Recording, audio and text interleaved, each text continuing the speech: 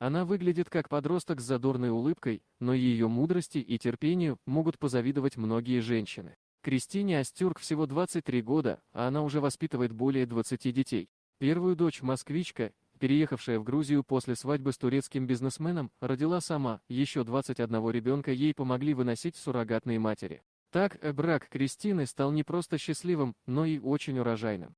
Кристина, вы просто уникальная женщина. 22 ребенка в 23 года. Расскажите, как так получилось? Мы с мужем хотели много детей и большую семью. Естественным путем мы бы не смогли иметь так много детей одного возраста, поэтому решили воспользоваться услугами суррогатного материнства.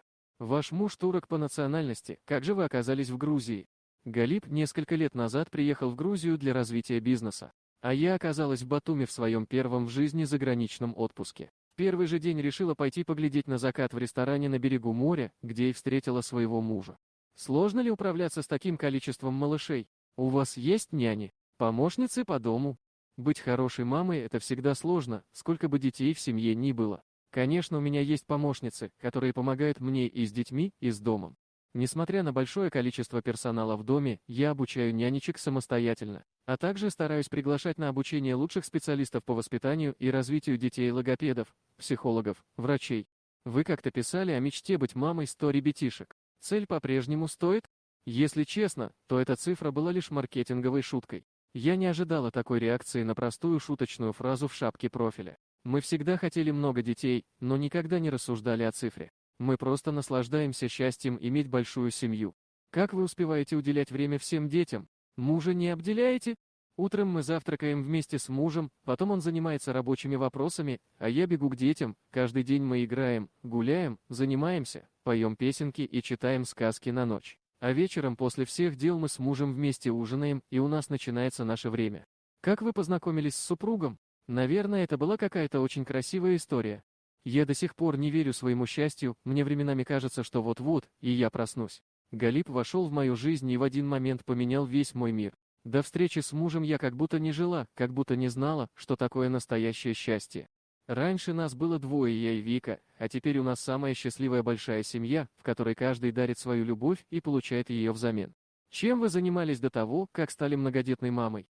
До многодетной мамы я была матерью-одиночкой. Мы с Викой жили в Москве, но часто путешествовали по России, много ездили в Сочи. В тот период я постоянно была на работе и мечтала проводить больше времени с дочерью, мечтала стать воспитателем детского сада.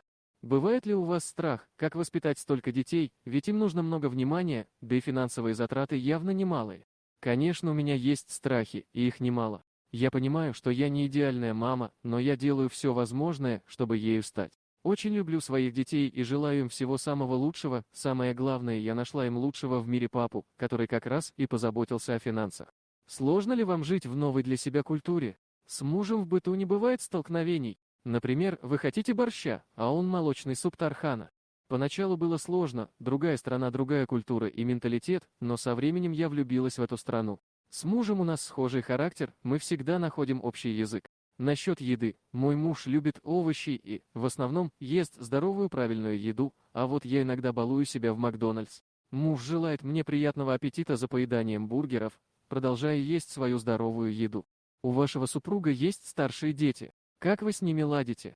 Мы созваниваемся, списываемся, они приезжают к нам на праздники и на выходные. У нас очень теплые и доверительные отношения. В данный момент одна из старших дочерей мужа живет с нами. Как ваши родители отнеслись к браку с иностранцем? Ни я, ни мои родители никогда не видели какой-то особенности в том, что твой супруг может быть иностранцем. Мои родители желают мне счастья, а если я счастлива с иностранцем, то что в этом плохого? На каком языке вы говорите дома?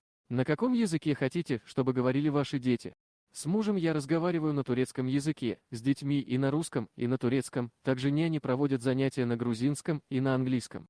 Как относитесь к хейту в сети, ведь наверняка и он есть? Да, конечно, есть. Но меня это не беспокоит, у всех людей разное мнение, и мой образ жизни не может нравиться всем. Я просто рассказываю о своей жизни, не призывая никого жить, как я. Каждый знает лучше, как ему жить, поэтому я никого не учу жизни и прошу не учить меня. Дорогие друзья, если вам понравилось видео, поставьте лайк, а также подписывайтесь на канал, где найдете еще много интересного.